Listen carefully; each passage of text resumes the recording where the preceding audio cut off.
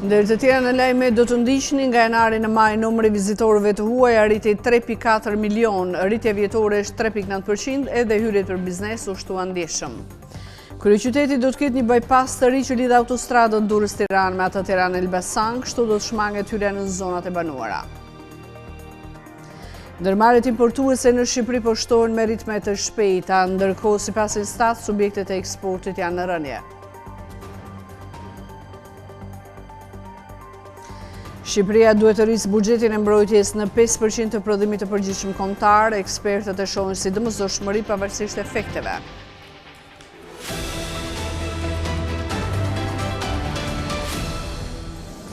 Ishin këto shkurtimisht disa nga titujt kryesor, ju njoh tani më gjerësisht. Në 5 muajt e parë të këtij viti, përkatësisht nga janari në maj, numri i vizitorëve të huaj ka arritur 3.4 milion, me një rritje vjetore prej 3.9%. Pjesa më e madhe vjen nga Europa dhe për arsye personale, ndërsa vizitat për biznes u rritën ndjeshëm me 26.1%.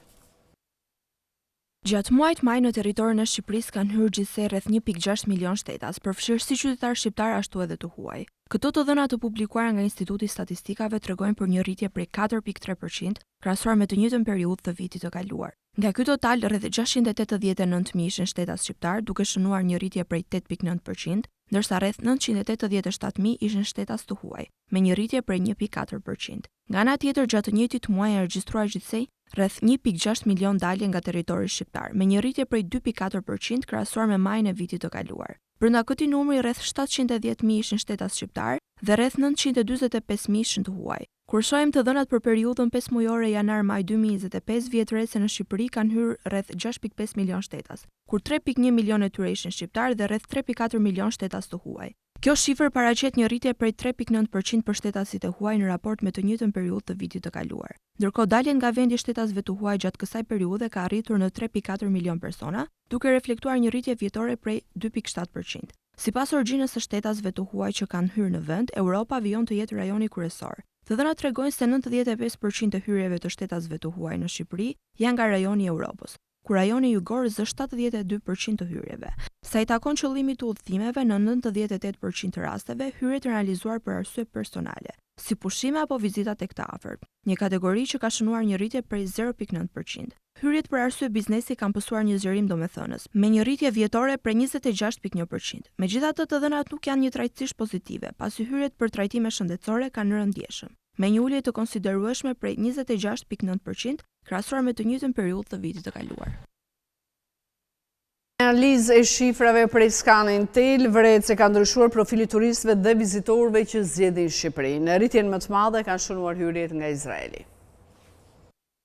Në periudhën janar-maj të vitit 2025, Shqipëria ka parë një rritje totale prej 3.9% të hyrjeve të huajve krahasuar me të njëjtën periudhë të vitit kaluar. Kjo tregon një interes të qëndrueshëm dhe një zgjerim gradual të fluksit të vizitorëve në vend. Megjithatë, kur analizojmë në detaj, vërejmë se disa vende shfaqin rritje shumë të forta duke ndryshuar profilin e turistëve dhe vizitorëve që zgjedhin Shqipërinë. Një nga rastet më të habitshme është ai i Izraelit, ku hyrjet kanë eksploduar me mbi 380%, duke u rritur nga më pak se 2.500 në mbi 12.000 persona. Ky fenomen sugjeron një ndryshim të rëndësishëm në dinamikën e vizitorëve dhe mund të lidhet me forcimin e lidhjeve turistike apo kulturore, apo dhe interesin në rritje për Shqipërinë si destinacion i ri për udhëtime apo investime. Po ashtu, India shënon një rritje të fortë prej mbi 80% duke bërë këtë vend një burim në zhvillim të shpejtë të vizitorëve, gjë që tregon potencial të madh për zgjerim në të ardhmen. Nga Afrika, Egjipti shfaqet një rritje e ndjeshme prej më shumë se 50%. Kjo tregon një tendencë të hapjes së tregjeve të reja për Shqipërinë në kontinentin afrikan.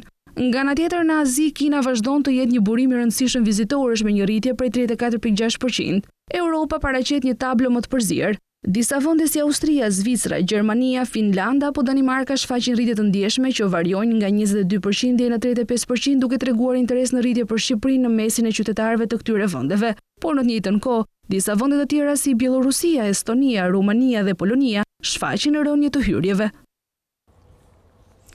Kryeqyteti pritet të ketë një bypass të ri që do të lidh drejt për drejt autostradën Durrës-Tiranë me atë Tiranë-Elbasan, duke shmangur hyrje në zonat e banuara. Autoriteti rrugor shqiptar ka hapur 2 tendera me fond limit 6 miliard lekë për ndërtimin e rrugës Kashar-Nyeva-Qarit, faza e parë dhe e dytë.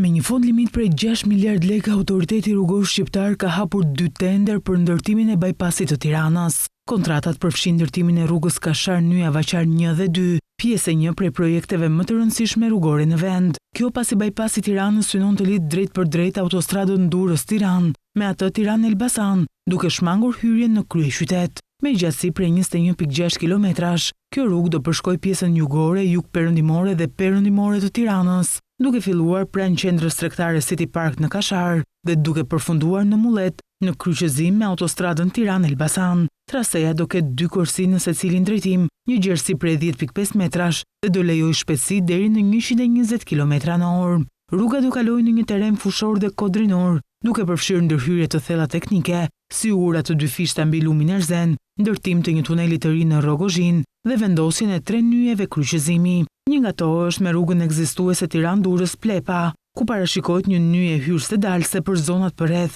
2 të tjerat lidhen me autostradën Kashar-Rogozhin dhe autostradën Tiranë-Elbasan. Sipas dokumenteve të tenderit, gjurma e rrugës përshkon zona bujqësore, përfshi fshatrat Allgjat, Picall dhe Stërmas. Për të ndikimin në qarkullim, bajpasi pritet të sjellë dhe përfitime mjedisore dhe urbane, duke shmangur kalimin e trafikut të rënd përmes Tiranës, pritet të reduktojë ndjeshmëndotjen. Për të ndikimin në qarkullim, bajpasi pritet të sjellë dhe përfitime mjedisore dhe urbane, pasi duke shmangur kalimin e trafikut të rënd përmes Tiranës, pritet të reduktohet ndjeshmëndotja, trafiku i brendshëm dhe aksidentet në rrugët urbane të kryeqytetit. Bajpasi Tiranës konsiderohet si një ndër projektet më strategjike për përmirësimin e qarkullimit ndërqytetas në vend. Prodhimi i mishit në Shqipëri ka pësuar rënje të vazhdueshme gjatë 10 viteve të fundit, duke ndikuar negativisht në sektorin e blegtorisë dhe sigurinë ushqimore, ndërkohë importet e mishit dhe kafshëve të gjalla janë rritur ndjeshëm. Rënja vazhdueshme e prodhimit të mishit dhe qumshit së bashku me të kurrjen e numrit të kafshëve në shumicën e kategorive është një sinjal shqetësues për sektorin e blegtorisë. Mungesa e subvencioneve efektive, kostot e larta të ushqimit për kafshët dhe emigrimi i fuqisë punëtore nga zonat rurale po ndikojnë drejt për drejt në prodhimin vendas ushqimor. Blegtoria shqiptare ka pësuar një rënje të përgjithshme në vitin 2024 sipas të dhënave zyrtare, ndërsa numri i gjedhëve është rritur me 3.3%, numri i lopëve ka rënë me 3.5% duke ndikuar edhe në uljen e prodhimit të qumshit me 2.7%. Rënjet të ndjeshme kanë shënuar të gjitha kategoritë kryesore ku të leshtat ranë me 2.5%, numri i dhive me 3.9%, derrat me 9.4%, shpendët me 0.6% dhe një thundrakët me 12.2%. Prodhimi i përgjithshëm i mishit në Shqipëri ka njohur një rënje të ndjeshme po ashtu gjatë periudhës 2014-2024, nga rreth 155.000 tonë në vitin 2014, në harkun kohor të 10 viteve prodhimi ka rënë rreth 130.000 tonë në vitin 2024, që përkthehet në një tkurrje prej 15.9%. Rënja më e fortë është regjistruar në 5 vitet e fundit me një trend që konfirmon dobësimin e qëndrueshëm të sektorit blegtoral.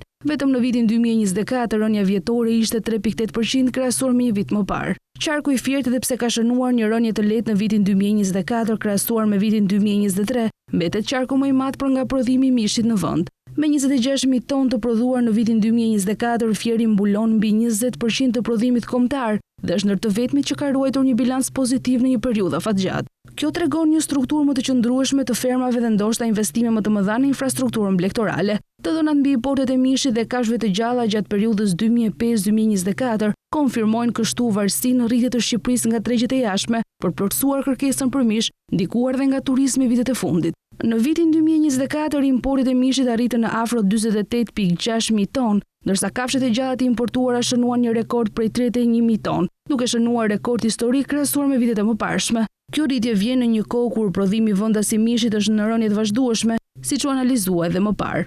Rritja e importeve si në sasi ashtu edhe në vlerë monetare nga 4.2 miliard lekë në vitin 2025 në mbi 8.2 miliard lekë në vitin 2024 për mishin, tregon se tregu vendas po kompenson mungesën e prodhimit të brendshëm me blerje të jashtme gjithmonë më të kushtueshme. Kjo situatë shton presionin mbi bilancin tregtar dhe tregon se rënja e blegtorisë në shumë qarqe po krijon jo vetëm pasojë ekonomike për prodhuesit lokal, por edhe një rrezik për sigurinë ushqimore afatgjatë të vendit. Nisur nga të dhënat e Instat për blegtorinë për jashtim bën vetëm bletaria, ku numri i kosherëve është rritur me 13.2% dhe prodhimi i mjaltit është rritur me 5.4%, duke shënuar një ndër zhvillimet më pozitive në blegtori këtë vit. Viti 2024 ka shënuar një rritje domethënëse në prodhimin bujqësor shqiptar me theksin tek ulliri, perimet dhe frutat. Prodhimi i ullirit është rritur me 24.6%, duke regjistruar kështu një rekord të ri. Viti 2024 ka sjellë zhvillime pozitive në bujqësinë shqiptare, me disa kultura që kanë kapur nivele rekord prodhimi. Më i spikaturi, ulliri, i cili është rritur me një ritëm breslënës për 24.6%, duke arritur në rreth 146.000 tonë.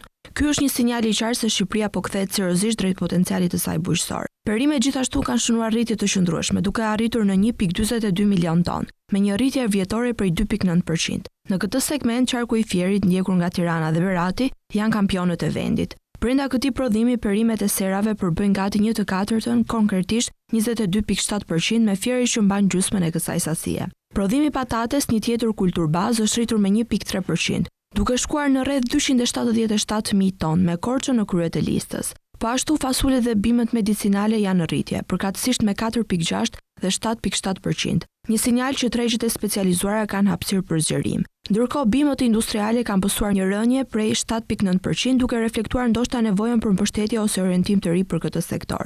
Drithërat kanë arritur një total prej rreth 649.000 tonë, me qarkun e Fierit sërish në krye me rreth 149.000 tonë, ndjekur nga Elbasani dhe Korça. Një pjesë e frutave, prodhimi i pemëve drufrëtore ka kaluar në 295.000 tonë, me një rritje prej 3.1%, ku Korça vazhdon të jetë zemra frutore e vendit. Mollët dhe kumbullat janë më të përfaqësuarat. Ndërkohë, prodhimi i agrumeve, ku dominon qarku i Vlorës me 62.6% të totalit, ka arritur në rreth 59.000 tonë. Pavarësisht se bujqësia është një sektor me ndikim të rëndësishëm në ekonomi, por gjithmonë qëndron në fund të listës për shumë tregues statistikor, duket se ky vit ka treguar qartë se ferma shqiptare është në lëvizje me potencial të fortë për eksport dhe zhvillim të tregjeve të brendshme. Nëse mbështetja politike dhe infrastruktura avion, ky ritëm mund të jetë vetëm fillimi i një kapitulli të ri për bujqësinë shqiptare.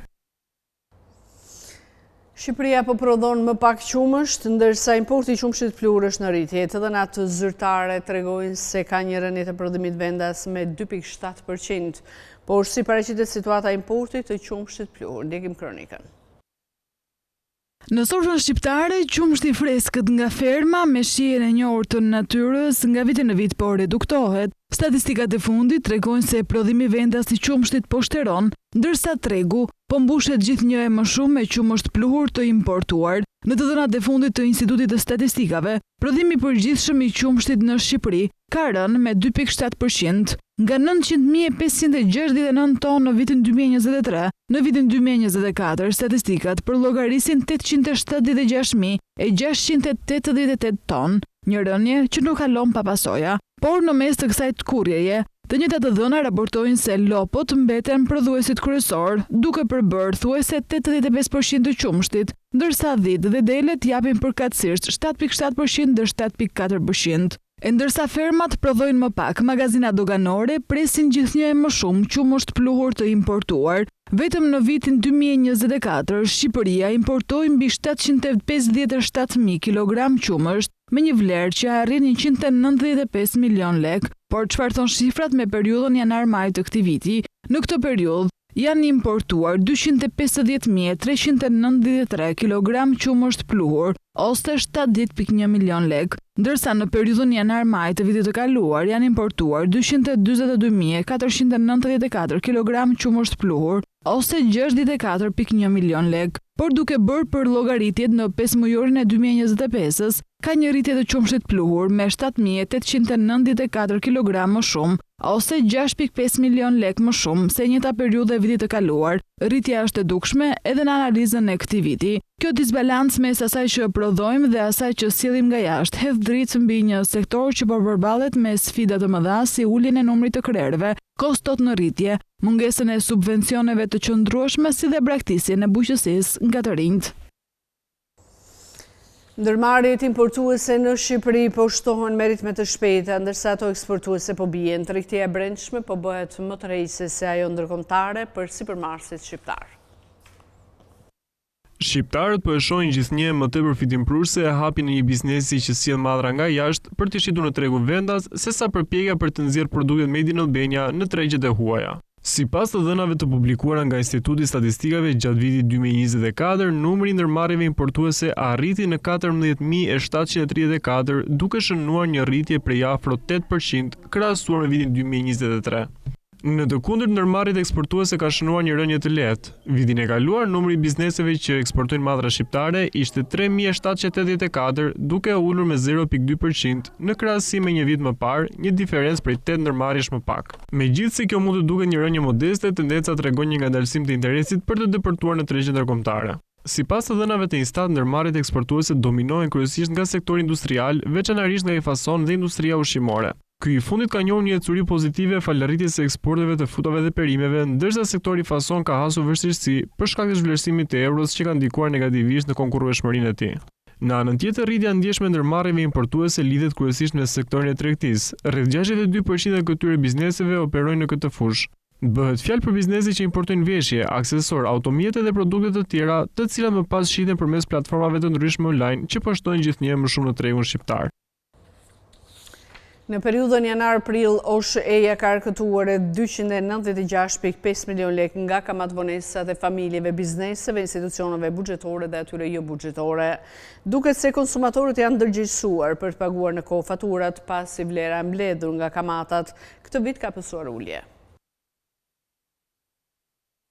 Likuidimi me vonesë i faturave të energjisë elektrike nga konsumatorët ka rritur të ardhurat e operatorit të shpërndarjes së energjisë elektrike. Sipas të dhënave zyrtare, në periudhën janar-prill, ky dikaster arkëtoi rreth 296.5 milion lek nga kamatvonesat e familjarëve, bizneseve, institucioneve buxhetore dhe jo buxhetore. Në raport me 4 mujorin e vitit të kaluar, vlera e mbledhur nga kamatat ka pësuar ulje, duke qenë se për të njëjtën periudhë të vitit që shkoi, ky dikaster arkëtoi rreth 298 milion lek, apo 1.5 milion lek më shumë se si vjet. Në total, për periudhën 4 mujore, operatori i shpërndarjes së energjisë elektrike gjeneroi 1.363.923 fatura, për të cilat është arkëtuar kamatvonesa. Edhe numri faturave për të cilat është paguar kamatvonesë në raport me të njëjtën periudhë të vitit të kaluar ka pësuar ulje, pasi në periudhën janar-prill 2024, numri faturave të paguara me vonesë ishte 1.432.653. Sipas kontratës që OSHE ka nënshkruar me klientët e saj,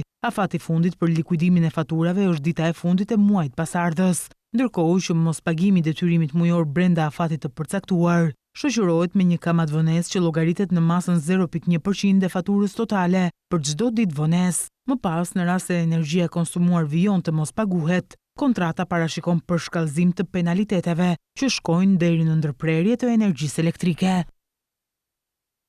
Shqipëria ka ratifikuar 3 programet operacionale në instrumentin e parantarësimit të Bashkimit Evropian IPA 3. Sipas koordinatorës kombëtare, përmes këtyre financimeve, ne kemi investuar në drejtësi, energji, inovacion, bujqësi e të tjera.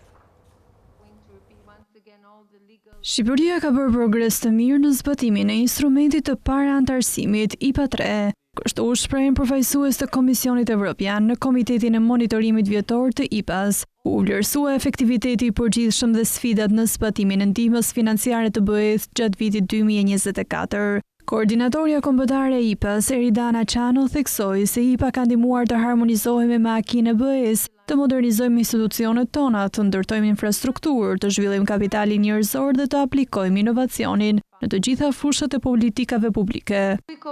Jemi në mes të zbatimit të IPA 3 dhe duhet të trajtojmë këtë periudhë programimi si vendimtare, dhe jo vetëm duke qenë forma më e madhe dhe më e strukturuar e mbështetjes së BE-s deri më sot, por edhe sepse mund të jetë edhe cikli fundit i plotë i saj para antarësimit. Shpresojmë që deri në fund të këtij cikli, jo vetëm të kemi reforma të avancuara, por edhe të kemi përfunduar negociatat e antarësimit dhe gjithashtu të përmbushim kërkesat për antarësim në Bashkimin Evropian deri në vitin 2027. Ky është qëllimi dhe IPA 3 është një nga instrumentet tona kryesore për të arritur atje. Me mbi 425 milion euro të ndara për Shqipërinë në kuadër të IPA 3, BE mbetet partneri ynë më i madh dhe më i besuar. Përmes IPA-s ne kemi investuar në drejtësi, administratë publike, konkurrueshmëri, energji të gjelbër, inovacion, bujqësi dhe përfshirjen sociale. Ndërkohë, Zëvendës Ministri i Financave Andi Mehmeti u shpreh se qëllimi kryesor është të sigurohemi që fondet e mobilizuara nga Bashkimi Evropian të shpenzohen mirë.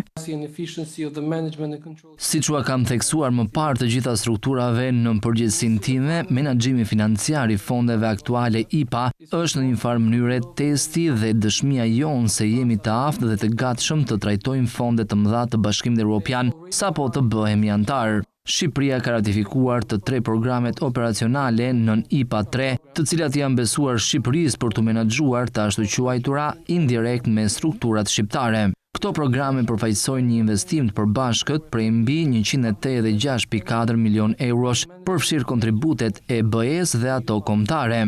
Veçanërisht Shqipëria ka ofruar një përqindje bashkëfinancimi kombëtar shumë të lartë se minimumi i kërkuar nga Komisioni Evropian, 27% në krahasim me 15% minimumi i kërkuar. IPA 3 ka një buxhet total për më shumë se 14.2 miliard eurosh dhe përfituesit vazhdojnë të jenë 6 vendet e Ballkanit Perëndimor dhe Turqia. Rreth 45% e fondeve të Bashkimit Evropian nga IPA 3 shkojnë për sundimin e ligjit, të drejtat themelore dhe demokracinë. Pjesë e programit janë edhe 3 nën programe operacionale që do të zbatohen duke nisur nga ky vit. Përmes IPA 3 2021-2027, Shqipëria përfiton në total 524.8 milion euro, më pak se me IPA 2 që u zbatua në periudhën 2014-2020. Pjesa më e madhe e këtyre fondeve të para antarësimit që shpërndahen nga Bashkimi Evropian, pra rreth 45% shkojnë për sundimin e ligjit, të drejtat themelore dhe demokracinë, ndërkohë rreth 15% e fondeve i kushtohen qeverisjes së mirë, komunikimit strategjik dhe linjëzimit të legjislacionit shqiptar me atë të Bashkimit Evropian. Vetëm 22% i dedikohen tematikave të tjera që përfshin lidhshmërinë, konkurrueshmërinë dhe qëndrueshmërinë mjedisore. Me ratifikimin e 3 programeve operacionale nën IPA 3, Shqipëria dhe Bashkimi Evropian do të realizojnë investime të përbashkëta prej 186.4 milion eurosh. Objektivat kryesore të programit operacional për ekonominë dhe shoqërinë janë modernizimi i infrastrukturës digjitale dhe digitalizimi i plotë i Shqipërisë deri në vitin 2030. Nga ana tjetër, programi operacional për energjinë do të kontribuojë në rritjen e efikasitetit të energjisë dhe uljen e konsumit të energjisë përmes aktiviteteve të tilla si auditimet dhe zbatimi i masave të efikasitetit të energjisë në ndërtesat publike, aktivitetet të vlerësimit të energjisë dhe zbatimi i masave të efikasitetit të energjisë në sektorin e furnizimit me ujë. Programi operacional për punësimin e të rinjve synon të rrisë punësimin, arsimimin dhe aftësitë të rinjve. Ndërkohë marrëveshja financiare IPA 2024, edhe kjo pjesë e IPA 3, ofron një paketë totale mbështetjeje prej 67.35 milion eurosh për disa projekte. Rreth 3.85 milion euro shpërndahen nga BE-ja për të mbështetur luftën kundër korrupsionit, 10 milion euro do të ndahen për të përmirësuar qeverisjen lokale dhe për të forcuar zhvillimin ekonomik lokal. 13 milion euro do të ofrohen për të mbështetur pyllëtarinë, 12.5 milion euro për të ndihmuar sigurinë ushqimore dhe 28 milion euro të përcaktuara për projektin e mbështetjes buxhetore. OSB-ja organizoi në Tiranë një trajnim 2 ditor për të forcuar kapacitetet e agjencive shqiptare në luftën kundër pastrimit parave përmes kriptomonedhave. Ekspert nga Italia ndan përvoja dhe teknikat hetimore me përfaqësues të institucioneve si SPAK, Policia e Shtetit dhe Byroja Kombëtare e Hetimit. Fenomeni pastrimit të parave me anë të kriptomonedhave është një fenomen që është përhapur kudo në botë, madje edhe në Shqipëri. OSB organizoi një trajnim 2 ditor në Tiranë me synim forcimin e kapaciteteve të agjencive ligjzbatuese për të luftuar pastrimin e parave nëpërmjet kriptove. E drejtuar nga ekspertë organeve ligjzbatuese italian si Guardia di Finanza, Policia e Shtetit Italian dhe Arma Karabinierëve, kjo veprimtari u realizua në bashkëpunim të ngushtë me zyrën ndërlidhëse të policisë italiane dhe ekspertin e Guardia di Finanza për Shqipërinë, Kosovë dhe Malezi pranë ambasadës italiane në Tiranë. Gjatë trajnimit, prokuror nga struktura e posaçme kundër korrupsionit dhe krimit të organizuar dhe prokuroria përgjithshme, së bashku me anëtarë të agjencive të ndryshme ligjzbatuese në Shqipëri, duke përfshirë Policinë e Shtetit Shqiptar, Byron Kombëtare të Hetimit, Agjencinë e Inteligjencë Financiare të Shqipërisë dhe Drejtorinë e Hetimit Hetimor, përfshin trajnim praktik dhe njohuri të thelluara mbi metoda dhe mjetet hetimore thelbësore për gjurmimin dhe parandalimin e skemave të pastrimit të parave që përfshin kriptomonedhat. Ky trajnim i specializuar u ngri mbi bazën e përpjekjeve të mëparshme nga ana prezencës së OSB-s, duke përfshirë këtu një takim shkëmbimi përvojash të organizuar nga prezenca në dhjetor të vitit të kaluar në ambasadën italiane në Tiranë. Takimi i cili mblodhi me sukses prokuror dhe hetues nga agjencitë ligjzbatuese dhe sistemi i drejtësisë në Shqipëri, si dhe ekspert nga agjencitë italiane ligjzbatuese për të diskutuar praktikat më të mira për adresimin e çështjes komplekse dhe në zhvillim të shpejtë të krimeve financiare që përfshin monedha digjitale. Guvernatori i Bankës së Shqipërisë Genseko priti në takim përfaqësuesin e ri të zyrës së Bankës Botërore në Shqipëri Massimiliano Paluçi. Guvernatori u shpreh se ndonse pasiguria në kontekstin botëror mbetet e lartë, vendimet lidhur me politikën monetare kushtëzohen nga informacionet e reja dhe do të jenë gjithë në përputhje me objektivin e stabilitetit të çmimeve dhe konsistente me kaun e politikës fiskale dhe ecurinë e kursit të këmbimit. Një tjetër çështje trajtuar gjatë takimit ishte modernizimi i sistemeve të pagesave në Shqipëri si një hap i rëndësishëm drejt forcimit të integrimit financiar të vendit me tregun evropian. Paluçi përgëzoi Bankën e Shqipërisë për punën e realizuar për antarësimin e suksesshëm të vendit në SEPA përtej përfitimeve për qytetarët, bizneset dhe ekonominë në tërësi. Antarësimi krijon parakushtet e nevojshme për përgatitjen e Shqipërisë për integrimin e plotë në Bashkimin Evropian.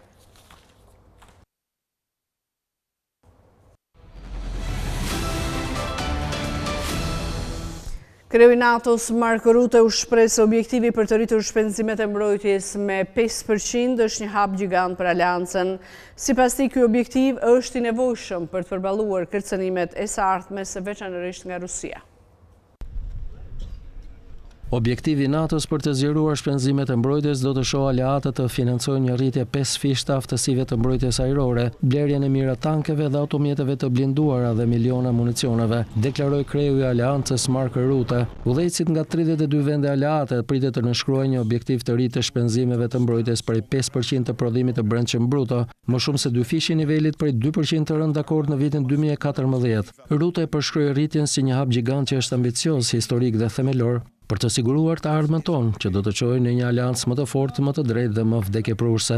Mjedis hyjnë e sigurisë ka ndryshuar, tha ai, duke shtuar se nëse aleanca nuk rrit shpenzimet dhe prodhimin, parandalimi i saj nuk do të jetë mjaftueshëm i fortë brenda pak vitesh, kur Rusia mund të ketë mjetet për të sulmuar një vend tjetër evropian. Objektivi do të ndahet në dy pjesë. 3.5% e prodhimit të brendshëm bruto do të shkojë për shpenzimet kryesore ushtarake që përfshin pajisjet, ndërsa 1.5% shtesë do të shkojnë për investime për të rritur lëvizshmërinë e trupave, sigurinë kibernetike si dhe rezistencën ndaj kërcënimeve hibride. Lista e plotë që u nënshtrua negociatave të vështira midis aleatëve me një marrëveshje të arritur të njëjtën e kaluar, megjithatë do të mbetet e klasifikuar. Aleatët do të duhet të kenë arritur objektivin deri në vitin 2035. Një rishikim i shpenzimeve dhe aftësive që i nevojiten secili shtet do të mbahet në vitin 2029. Rutte tha se ky rishikim dhe fakti që aleatët do të duhet të paraqesin raporte vjetore është një ndryshim i madh nga premtimi i mëparshëm për të angazhuar 2% të prodhimit të brendshëm bruto, të cilin shumë aleat nuk e arritën deri këtë vit pas kritikave të ashpra dhe kërcënimeve të fshehura nga administrata e re amerikane. Ai gjithashtu tha se aleatët, të cilët përfshin Shqipërinë, Kanadan, 23 vende të Bashkimit Evropian, Islandën, Malinezinë, Maqedoninë e Veriut, Norvegjinë, Turqinë, Mbretërinë e Bashkuar dhe Shtetet e Bashkuara të Amerikës, do të kenë fleksibilitet për të përcaktuar rrugën e tyre të angazhimeve ndaj NATO-s. NATO du të angazhohet për ndërtimin e terminalit ushtarak në portin e ri të Durrësit, lajmi është bërë i ditur nga kryeministri Rama gjatë një takimi me sekretarin e përgjithshëm të Aleancës Mark Rutte. Sipas Ramës, gjatë takimit me kreun e Aleancës Euroatlantike u diskutua për përgatitjet e samitit 2027 që do të zhvillohet në Tiranë dhe situata në Ballkanin Perëndimor. Kryeministri Rama ndodhet në Hag për të marrë pjesë në takimin e krerëve të shteteve të 32 vendeve anëtare të NATO-s. Në këtë takim pritet të miratohet rritja e shpenzimeve për mbrojtjen në 5% të prodhimit të brendshëm bruto, ku edhe Shqipëria mësohet se ka dhënë miratimin e saj. Shqipëria duhet të rrisë buxhetin për mbrojtje në nivelin 5% të prodhimit të brendshëm bruto deri në vitin 2035 nga 2% që është aktualisht. Ekspertët e shohin si domosdoshmëri pavarësisht efekteve që mund të ketë në ekonomi. Udhëheqësit nga 32 vende aleate të NATO pritet të marrin angazhimin për një objektiv të ri të shpenzimeve të mbrojtjes, prej 5% të prodhimit të brendshëm bruto, më shumë se dyfishi nivelit prej 2% të rënë dakord në vitin 2014 në një samit në Wales. Por a është kjo një shifër e arritshme për buxhetin e shtetit shqiptar dhe cili do të ishte impakti në ekonomi? Në një kohë afat shkurtër është e pamundur që kjo gjë të ndodhi, në një kohë afat gjatë, pra afat mesme dhe afat gjatë 5 vjet e lartë, është një gjë që mundet të realizohet. Aktualisht Shqipëria vetë ka rritur, ka dyfishuar në 4 vitet e fundit shpenzimet për mbrojtje. Pra sot jemi në një situatë ku kemi mbi $500 milion në vit shpenzime për mbrojtje dhe kjo dal nga dal po e rrit atë aftësinë e ushtrisë nga pikpamja teknologjike, por nga ana tjetër le të themi kështu, nëse duam që të jemi aktor edhe për te kufive, pra të marrim pjesë në misione ndërkombëtare në mënyrë domethënëse ose të japim kontributin ton real, natyrisht që kjo shumë do duhet rritur. Drejt në 5% të prodhimit të brendshëm bruto, që për të dhënat e sotshme do të ishin 1 miliard e 250 milion euro. Do të ishte vërtet shumë. Pra do të ishte mbi 2 herë shpenzimin aktual. Dhe buxheti i shtetit nga një vit në tjetër do duhet që të kursente shumë përsa i përket investimeve publike dhe si pasojë mundësia për rritje ekonomike të vendit do të ishte shumë e vogël. Sipas ekspertit të ekonomisë, nëse rritja e buxhetit për mbrojtjen do të ishte graduale në 10 vitet e ardhshme, efektet në buxhet do të ishin më të amortizuara. Spaho e sheh rritjen e financimit për mbrojtjen, sidomosdoshmëri në situatën aktuale gjeopolitike. Jo, nuk është vetëm Shqipëria, po edhe vendet shumë të pasura, edhe Gjermania, edhe Luksemburgu po të doni, i vogël, por shumë i pasur, nuk e ka këtë luks. Pra, por nuk është luks, është domosdoshmëri. Pra, ideja është, nëse ne arsyetojmë që ka objektiva të tjera dhe mundet të përdorim diku tjetër këto para, unë jam shumë dakord me ju, po duhet ka një kusht bazë që të jemi të sigurt që do kemi një Shqipëri. Pra, ideja është që për të qenë të sigurt që duhet kemi një Shqipëri, duhet së paku, siguria nuk ekziston, nuk është e kësaj bote, por duhet së paku të rrisim gjasat që të kemi aftësi mbrojtëse. Në ditët e sotme e kuptojmë që rrezikët për luftë janë edhe rajonale, pra brenda Ballkanit Perëndimor, janë edhe të lidhura me kufirin lindor të NATO-s, janë edhe të lidhura me lindjen e mesme, ku le të themi që për teknologjitë ushtarake që kemi sot, Shqipëria nuk është dhe një vend aq i largët në raport me Iranin. Kështu që në këtë sens, jo, është më mirë të t'ia çojmë ekonomisë dhe mos të blejmë armë, por në një situatë ku ke rreziqe konkrete për luftë dhe ti nuk je i mirë armatosur, sepse nuk jemi të mirë armatosur, po është e domosdoshme që të rrisim shpenzimet tona. Objektivi për rritjen e buxhetit do të ndahet në 2 pjesë. 3.5% e PBB-s do të shkojë për shpenzimet kryesore ushtarake që përfshin pajisjet ushtarake, ndërsa 1.5% shtesë për investime për të rritur lëvizshmërinë e trupave, sigurinë kibernetike si dhe rezistencën ndaj kërcënimeve hibride. Kemi ardhur kështu në fund, por unë i kujtoj se për më tepër informacione ju mund të na gjeni dhe në adresën tonë në internet scan.tv.al, ku mund të gjeni gjithë shkambi ekonominë, bankat, sigurimet, tregjet financiare të tjerë. Gjithashtu mund të na ndiqni dhe në rrjetet sociale si Facebook, Instagram, YouTube dhe LinkedIn. Unë ju falenderoj që na keni ndjekur, bashkë më takofshë.